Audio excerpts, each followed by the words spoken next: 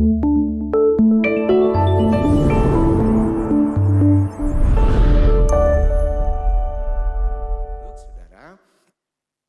salam sejahtera bagi kita semua, selamat pagi. Kasih karunia Tuhan kita rasakan sepanjang minggu. Kalau sampai saat ini kita ada, ini sungguh berkat Tuhan. Tema khotbah pada hari ini yaitu memberkati masa depan dengan perkataan. Memberkati masa depan dengan perkataan. Kita akan lihat ayatnya di dalam Bilangan pasal 13, ada beberapa ayat yang perlu kita akan baca pagi hari ini. Di dalam Bilangan pasal 13 mulai dari ayat yang ke-27. Mereka menceritakan kepadanya, kami sudah masuk ke negeri kemana kau suruh kami. Dan memang negeri itu berlimpah-limpah susu dan madunya. Dan inilah hasilnya. Hanya bangsa yang diam di negeri itu kuat-kuat. Dan kota-kotanya berkubu dan sangat besar. Juga keturunan Enak telah kami lihat di sana. Orang Amalek diam di tanah Negeb. Orang Het, orang Yebus, dan orang Amori diam di pegunungan. Orang Kanaan diam di sepanjang laut. Dan sepanjang tepi sungai Yordan. Ayat 30. Kemudian Kaleb mencoba mententeramkan hati bangsa itu di hadapan Musa. Katanya, tidak, kita akan maju dan menduduki negeri itu. Sebab kita pasti akan mengalahkannya. Tetapi orang-orang yang pergi ke sana bersama-sama dengan dia berkata, kita tidak dapat maju menyerang bangsa itu. Karena mereka lebih kuat daripada kita. Puji Tuhan saudara. Saya yakin dan percaya saudara sudah pernah dengar ayat ini, tetapi ada versi lain di dalam menyampaikan atau mengupas firman Tuhan. Dan saya yakin dan percaya kita tahu kisah tentang ini. Nah, saudaraku, salah satu penyebab kegagalan yang sering dialami oleh setiap anak Tuhan, baik di dalam bisnis, baik di dalam pendidikan, mungkin di dalam pertumbuhan imannya, itu bukan karena dia tidak pandai mengelola bisnis. Itu bukan karena mungkin modalnya tidak cukup. Atau mungkin itu bukan karena tempat usahanya yang kurang strategis. Tempat usahanya ada di dalam sudut mati. Atau mungkin barangkali tidak memiliki koneksi orang-orang hebat. Atau barangkali tidak pandai berdoa, tidak bisa berdoa. Bukan itu saudaraku. Tetapi yang sering membuat kita gagal, yaitu ucapan kita sendiri. Yang sering membuat kita tidak berkembang, yang sering membuat kita tidak maju, itu adalah sering ucapan kita sendiri. Seperti kalau saudara melihat ayat-ayat tadi. Bagaimana Musa mengirim 12 pengintai untuk mengintai tanah Kanaan, tanah perjanjian. Padahal tanah itu sudah dijanjikan oleh Tuhan. Yang berjanji bukan manusia, tetapi yang berjanji itu Tuhan.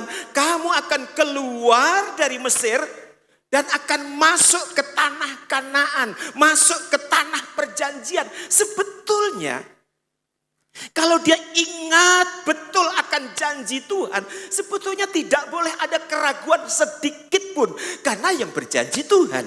Amin saudara. Tetapi sebelum mereka masuk, coba intai dulu. Ternyata apa faktanya? 10 pengintai mengucapkan kata-kata yang negatif. Kita tidak akan mampu masuk di daerah itu karena di situ penduduknya besar-besar. Kita akan kalah karena di sana daerahnya berkubu. Lihat saudara, ada begitu banyak alasan-alasan. Kita ini di hadapan mereka ini seperti belalang. Tidak mungkin kita bisa mengalahkan. Inilah saudaraku yang sering mengapa kita tidak alami janji-janji Tuhan.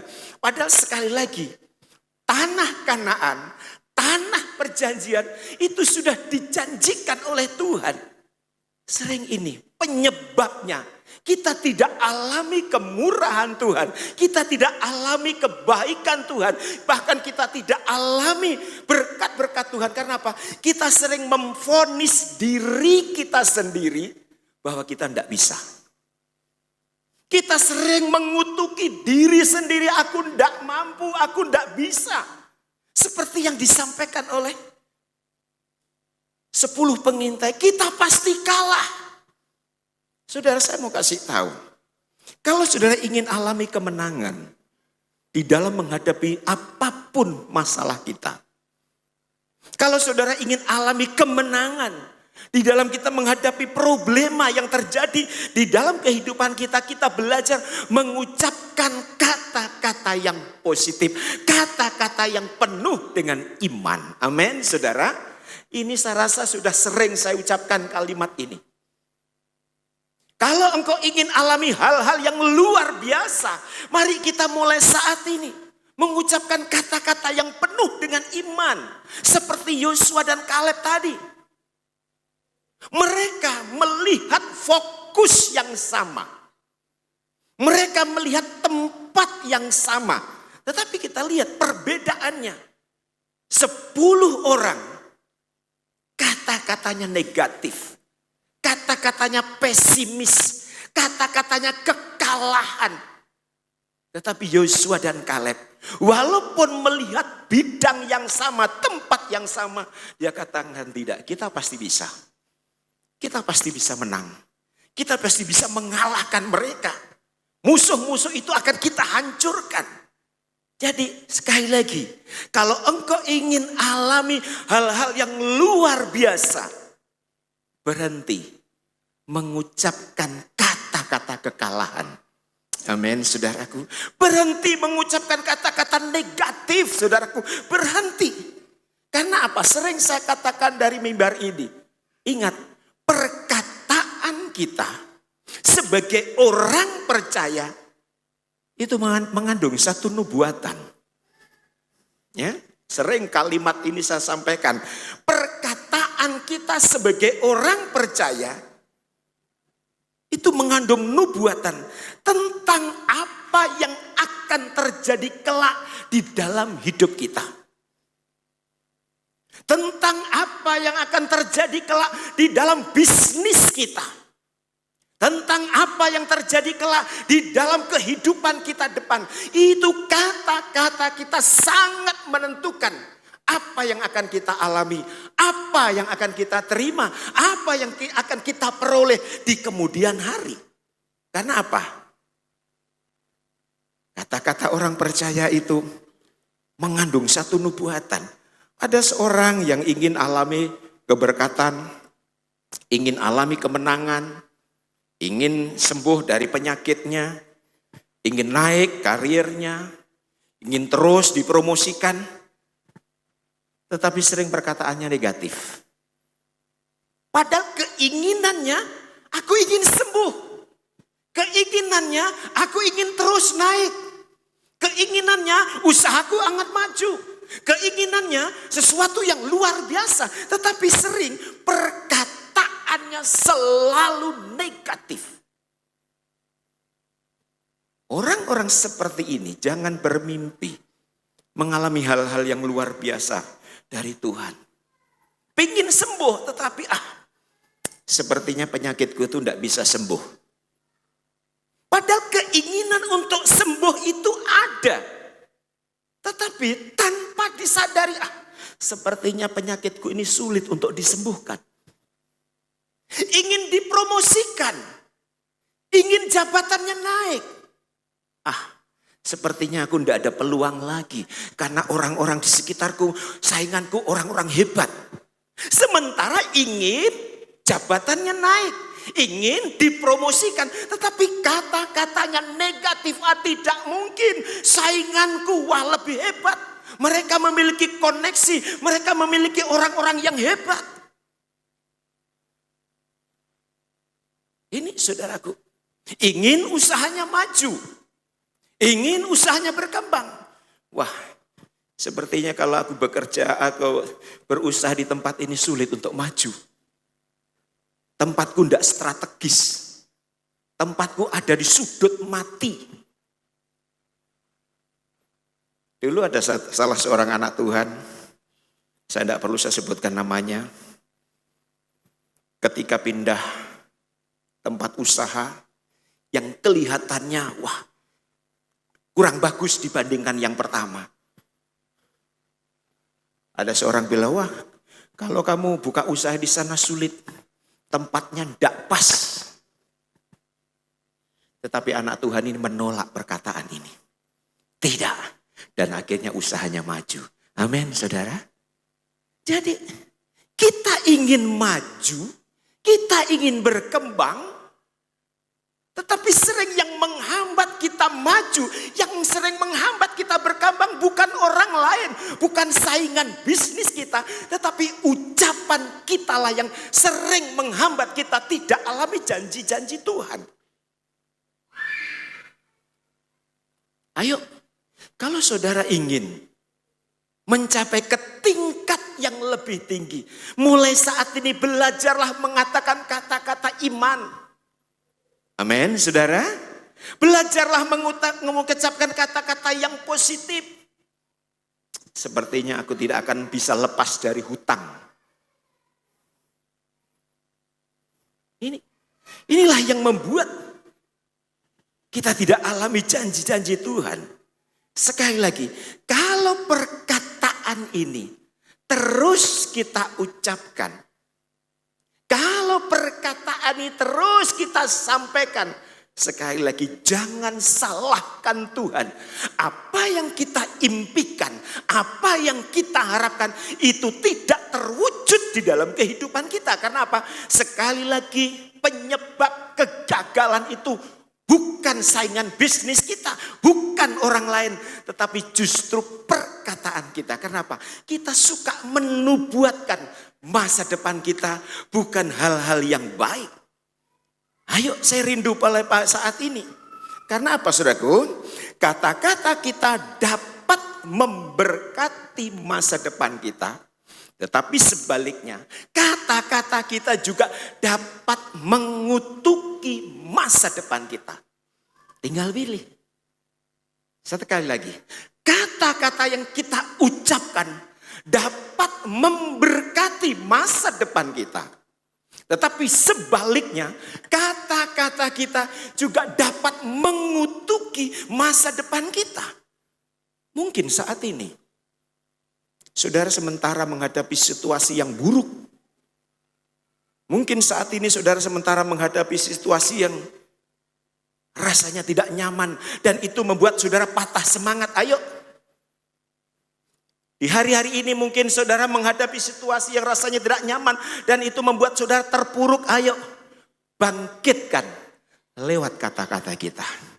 Amin, saudaraku. Aku yakin tidak lama lagi Tuhan akan mempertemukan jodohku. Amin. Amin. Kok yang amin Pak Lukas? Anak-anak muda ini yang harus mestinya amin. Pak Lukas jangan amin. Nanti Bu Lukas marah. Nah ini, ayo. Aku yakin tahun ini aku akan dipromosikan. Aku yakin tahun ini aku akan membuka cabang yang baru. Katakan, saudaraku, katakan itu kepada Tuhan. Karena apa? Sekali lagi, perkataan kita mengandung nubuatan. Aku yakin tahun ini Tuhan akan memberi aku keturunan. Bagi yang belum punya keturunan, tante jangan amin. Berani amin, bahaya ini.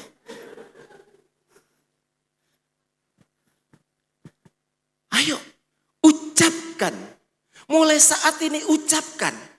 Bangkitkan dengan kata-kata kita sendiri.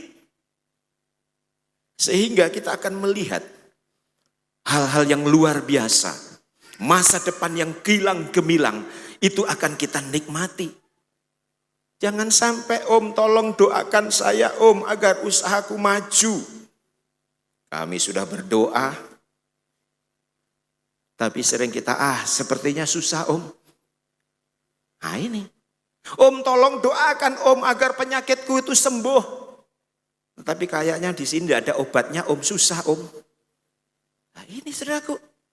Tuhan mau bekerja, Tuhan mau bertindak, tetapi mendengar perkataan kita. Nanti kita melihat saudaraku, apa yang kita katakan itulah yang akan dikerjakan Tuhan. Nanti kita akan lihat beberapa contoh. Apa yang kita katakan itu yang akan dikerjakan Tuhan. Pernah saya ngomong dari tempat ini, saya masih ingat. Mungkin saudara punya anak yang nakal. Mungkin saudara punya anak yang bandel. Jangan katakan keadaan anakmu. Tapi katakan kepada Tuhan, terima kasih Tuhan. Engkau memberikan anak yang baik. Anak yang dengar-dengaran. Walaupun faktanya saat itu mungkin anakmu tidak dengar-dengaran. Tetapi perkataan iman orang tua akan bisa menggerakkan Tuhan. Mengubah perilaku anak kita. Amin saudaraku. Jangan anak bandel. Wah kamu bandel, kamu bodoh, kamu nakal. Wais. Jangan salahkan, ingat apa yang saya katakan tadi. Perkataan kita mengandung suatu nubuatan. Jangan salahkan anak-anakmu, bandel, bodoh, nakal, tidak punya masa depan. Karena apa? Orang tua sendiri yang menubuatkan anak-anaknya bandel. Walaupun mungkin saat itu anak kita masih belum sesuai dengan harapan, katakan kepada Tuhan, terima kasih Tuhan, aku punya anak yang baik. Aku punya anak yang bagus. Tentu yang kedua yang pernah saya katakan, selain nubuatan, perkataan kita itu mengandung benih. Coba kita akan lihat satu contoh ya. Di dalam Kejadian pasal 22 ayat yang kelima, begini bunyi firman Tuhan. Kata Abraham kepada kedua bujangnya itu, tinggallah kamu di sini dengan keledai ini. Aku beserta anak ini akan pergi ke sana. Kami akan sembahyang, sesudah itu kami kembali kepadamu. Abraham disuruh sama Tuhan. Kita lihat ayatnya. Ayat yang kedua. Firman-Nya, ambillah anakmu yang tunggal itu, yang engkau kasihi, yaitu Ishak. Pergilah ke tanah Moria dan persembahkanlah dia di sana sebagai korban bakaran pada salah satu gunung yang akan kukatakan kepadamu. Tuhan bilang sama Abraham, Abraham, ajak anakmu Ishak, bawa ke gunung Moria, persembahkan dia sebagai korban bakaran. Artinya apa? Ishak akan dijadikan korban, saudaraku. Ishak akan dibakar menjadi dupa yang berbau harum di hadapan Tuhan. Di tengah jalan, apa yang dikatakan Abraham kepada kedua bujangnya? Stop, kamu tunggu sini aja. Tidak usah naik lagi, tunggu di sini aja. Saya sama anakku akan naik, aku akan mempersembahkan. Nanti kami akan kembali. Perhatikan kalimat tadi, kami akan kembali. Padahal Abraham tahu Ishak nanti akan dijadikan korban persembahan. Artinya dengan kata lain Ishak akan mati di sana karena akan dikorbankan. Tetapi kita lihat, Abraham ngomong kepada dua bujangnya tidak, aku akan kembali tidak, tetapi kami. Dengan kata lain, perkataan Abraham itulah yang dikerjakan oleh Tuhan. Amin, saudara. Perkataan Abraham itulah yang dinilai oleh Tuhan. Sehingga apa yang dikatakan Abraham, itulah yang dilakukan oleh Tuhan. Ayo, menghadapi hari-hari depan, mengurusi anak-anak, bisnis apapun, katakanlah hal-hal yang positif. Katakanlah hal-hal yang positif.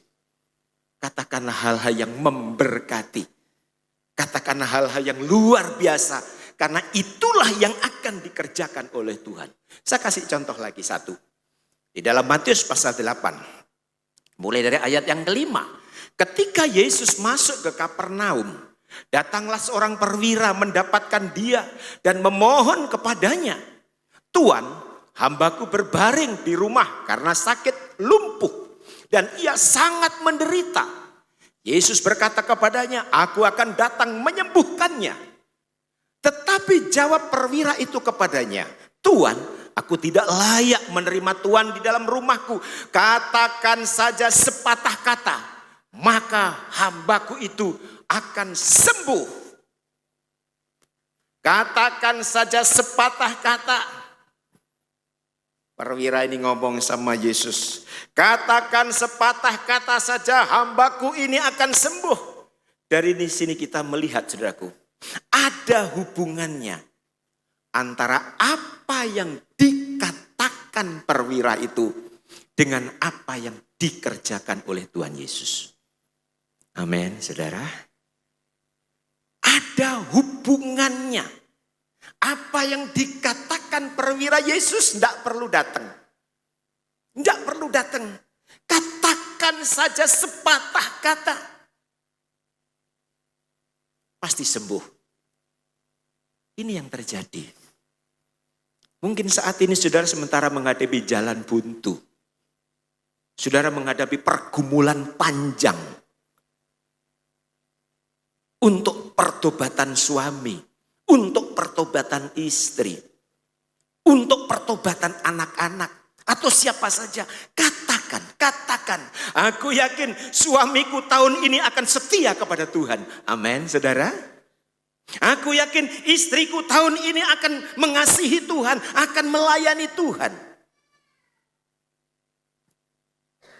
Ketika kita mau mengucapkan kata-kata ini, saudaraku.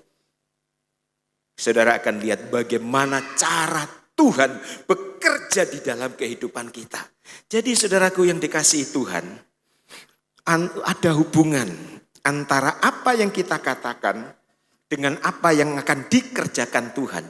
Sekali lagi ketika kita berkata positif, maka yang positif itu akan kita alami. Terima kasih Tuhan, tahun ini usahaku akan maju. Terima kasih Tuhan, tahun ini Tuhan akan mempertemukan jodohku. Terima kasih Tuhan, tahun ini aku akan punya anak. Katakan saja saudaraku yang positif. Tuhan akan bekerja. Amin. Saudara yakin akan hal ini? Amin. Ini akan terjadi dan itulah yang akan yang dikerjakan Tuhan. Jadi intinya berbicaralah tentang keadaan yang saudara inginkan. Sekali lagi, bicaralah tentang keadaan yang saudara inginkan. Jangan berbicara tentang keadaanmu saat ini. Mungkin keadaanmu saat ini terpuruk. Mungkin keadaanmu saat ini kurang berkembang, kurang maju usaha. Mungkin keadaanmu saat ini kurang baik. Katakanlah kepada Tuhan keadaan yang apa yang engkau inginkan. Tuhan, aku ingin ini. Tuhan, aku rindu seperti ini. Tuhan, aku ingin seperti itu. Tuhan, aku ingin memiliki ini. Ayo, apa yang saudara inginkan saat ini? Firman Tuhan menantang kita. Apa yang saudara inginkan saat ini? Katakan kepada Yesus. Kalau Yesus bisa menjawab, menggenapi perkataan Abraham. Kalau Tuhan bisa menggenapi perkataan Yosua dan Kaleb. Kalau Tuhan juga menggenapi perkataan perwira di Kapernaum. Yang kata-katanya penuh dengan iman. Perkataan kita pun juga akan dikerjakan oleh Tuhan. Amin, saudara. Perkataan kita juga akan dikerjakan oleh Tuhan. Jadi, kalau engkau ingin alami pemulihan di dalam segala bidang. Kalau engkau ingin alami pemulihan di dalam segala bidang, ubahlah perkataanmu. Ubahlah perkataanmu yang mungkin sering negatif dan tidak berpengharapan. Walaupun mungkin sekali lagi faktanya kurang bagus. Ingat apa yang saya katakan tadi. Jangan mengatakan perkataan tentang keadaan kita. Tapi katakan apa yang kita inginkan. Aku yakin anakku pasti sukses. Amin. Aku yakin anakku akan meraih apa yang dicita-citakan. Katakan saudaraku. Sekali lagi, berhenti mengucapkan kata-kata negatif. Berhenti mengucapkan kata-kata yang tidak ada pengharapan. Tidak mungkin istriku berubah. Tidak mungkin suamiku bertobat. Tidak mungkin mertuaku kembali kepada Tuhan. Tidak mungkin anak-anakku melayani Tuhan. Ingat, perkataan kita bagaikan benih, perkataan kita mengandung satu nubuatan. Contoh yang terakhir, di dalam Markus pasal yang ke-11, ayat yang ke-12. Keesokan harinya, sesudah Yesus dan ke-12 muridnya meninggalkan Betania, Yesus merasa lapar. Dan dari jauh ia melihat pohon ara yang sudah berdaun. Ia mendekatinya untuk melihat kalau ia mendapat apa-apa pada pohon itu. Tetapi waktu ia tiba di situ, ia tidak mendapat apa-apa selain daun-daun saja. Sebab memang bukan musim buah ara. Ayat 14. Maka katanya kepada pohon itu, jangan lagi seorang pun makan buahmu selama-lamanya. Dan murid-muridnya pun mendengarnya. Saudara, tentu ayat ini juga tidak asing lagi. Saat Tuhan Yesus lapar, dia berhenti di depan sebuah pohon ara. Dia cari-cari buahnya. Ternyata sudah dicari-cari, tidak dapat buahnya. Tidak ketemu buahnya. Sehingga Yesus bilang apa tadi? Mulai sekarang jangan ada lagi seorang pun makan buahmu. Tuhan Yesus kutuk ini pohon ara ini, saudaraku. Dan setelah Tuhan Yesus ngomong begitu, murid-murid langsung lihat pohon ara. Mendekat pohon ara. Dilihat-lihat, kayaknya tidak ada perubahan ini pohon ara. Kayaknya daunnya masih segar. Kayaknya pohonnya pun masih kekar. Sepertinya kali ini Yesus tidak berhasil apa yang diucapkan. Sepertinya kali ini Yesus sudah kehilangan kuasa. Buktinya, pohon ini tetap segar. Daunnya pun tidak rontok. Daun pun tidak tanda-tanda kering. Kali ini Yesus sudah gagal. Tetapi apakah faktanya begitu, saudaraku? Tanpa diketahui murid-murid. Sekali lagi, tanpa diketahui murid-murid. Sesuatu terjadi di dalam dunia yang tidak nampak. Ketika Yesus ngomong dan mengutuki pohon ara, mulai saat ini kamu tidak akan mengeluarkan buah lagi. Lalu murid-murid, tetap saja hijau daunnya, tetap saja segar. Murid-murid tidak tahu. Ada sesuatu yang bekerja tanpa sepengetahuan murid-murid. Ketika Yesus ngomong itu, saudaraku, itu antara pohon dengan akar itu terputus. Itu yang tidak diketahui oleh murid-murid. Dengan kata lain, apa yang diucapkan Yesus, itulah yang terjadi. Dan akhirnya apa, saudaraku? Coba kita lihat ayat yang ke-20. Pagi-pagi ketika Yesus dan murid-muridnya lewat, mereka melihat pohon ara tadi sudah kering sampai ke akar-akarnya. Maka teringatlah Petrus akan apa yang telah terjadi.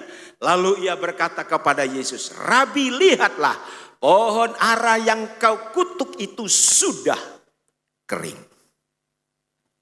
Saudara, prinsip yang sama juga akan terjadi dalam kehidupan kita.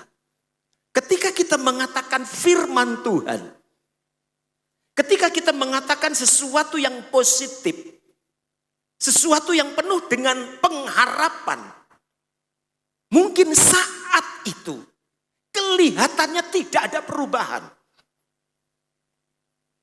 Kita sudah tunggu 1 minggu kok kelihatannya tidak ada perubahan. Kita sudah tunggu 1 bulan kok kelihatannya kok tidak ada perubahan. Bukankah firman Tuhan itu apa yang kita katakan itu yang akan dikerjakan oleh Tuhan. Aku sudah tunggu sekian bulan tetapi kok tidak ada perubahan. Saudara, saya kasih tahu. Kalau belum ada perubahan bukan berarti bahwa itu tidak akan terjadi. Ingat, perkataan orang percaya mengandung kuasa. Mungkin apa yang kita katakan saat ini belum langsung terjadi. Tetapi perkataan yang penuh dengan iman, perkataan yang penuh dengan pengharapan akan dikerjakan oleh Tuhan. Amin, saudara. Akan dikerjakan oleh Tuhan. Murid-murid Yesus, buktinya ini pohon ini tidak terjadi apa-apa. Dia tidak tahu. Ada sesuatu yang terjadi yang tidak diketahui oleh murid-muridnya. Tetapi kenyataannya apa? Besoknya dia lewat lagi, sudah kering. Ayo, bagaimana orang Jawa bilang mandinya perkataan orang percaya itu. Mengandung nubuatan, mengandung kuasa, mengandung benih. Ketika kita berkata, celaka kamu. Benih itu akan tumbuh saatnya. Sehingga yang muncul juga hal-hal negatif. Bodoh kamu. Nanti yang tumbuh juga kebodohan. Tetapi ketika kita berkata, aku diberkati. Aku sehat. Tuhan akan mempertemukan aku dengan orang-orang yang tepat. Aku akan dipromosikan. Hal-hal yang positif, saudaraku. Mungkin 1 minggu apa yang kita ucapkan belum terwujud. Tetapi yakini, perkataan kita akan dikerjakan oleh Tuhan. Amin, saudara. Perkataan kita akan dikerjakan Tuhan. Sekali lagi, mungkin saudara tidak melihat kenyataan apa yang saudara ucapkan. Tetapi sekali lagi, bukan berarti bahwa itu tidak akan terjadi. Pasti akan terjadi. Karena apa? Perkataan kita sangat erat hubungannya dengan apa yang akan dikerjakan oleh Tuhan. Kiranya lewat firman Tuhan ini memberkati kita semua. Amin. Silahkan pemain musik. Firman Tuhan yang sederhana, yang mudah dicerna, saudaraku. Yang mengajar kepada kita saat ini. Mari kita memberkati masa depan kita. Dengan perkataan kita sendiri. Dengan perkataan kita sendiri. Mari berkati masa depanmu dengan ucapanmu sendiri.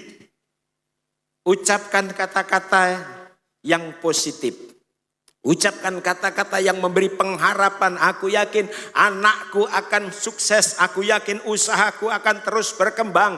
Aku yakin keluargaku akan terus baik-baik. Apa saja ucapkan, saudaraku, ucapkan. Saat ini saya memberikan kesempatan kepada saudara. Kalau mungkin selama ini tanpa kita sadari, kita mengucapkan kata-kata yang negatif, saudaraku. Kita minta ampun sama Tuhan. Kita minta ampun. Aku yakin suamiku, istriku, anak-anakku akan kembali kepada Tuhan. Ucapkan dengan kata-kata iman. Apa yang saudara ucapkan itu yang akan dikerjakan Tuhan. Amin, saudara. Apa yang saudara ucapkan itulah yang akan dikerjakan Tuhan. Haleluya.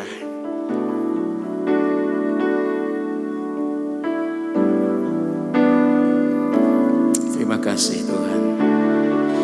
Terima kasih Yesus. Terima kasih.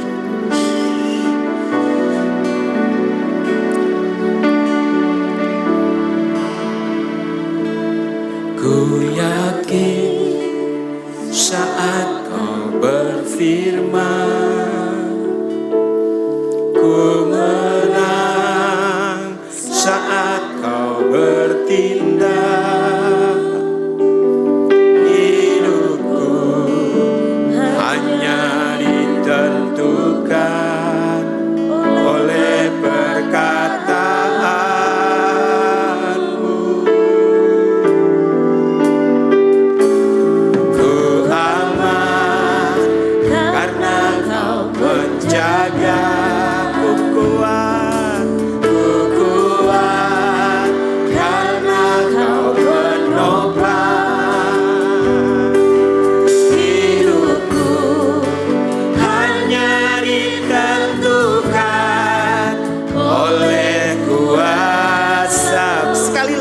saudaraku, ku yakin saat kau berfirman, ku yakin saat kau berfirman, ku menang saat kau bertindak.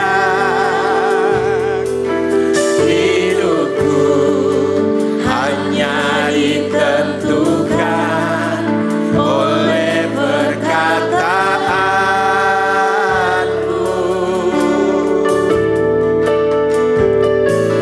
Ku aman karena kau menjaga. Ku kuat karena kau penopang. Hidupku hanya ditentukan oleh kuasa. Bagi Tuhan tidak ada yang mustahil. Bagi Tuhan tak ada yang mustahil. Bagi Tuhan tak ada yang tak mungkin. Mujizatnya disediakan bagiku. Ku diangkat dan dipulihkannya. Bagi Tuhan, bagi saya jemput saudara, mari bangkit berdiri. Amin, amin, amin, amin. Bagi Tuhan tak ada yang tak mungkin. Mujizatnya disediakan bagiku. Ku diangkat dan dipulihkan. Saudara, firman Tuhan dengan jelas, pujian pun dengan jelas bagi Tuhan.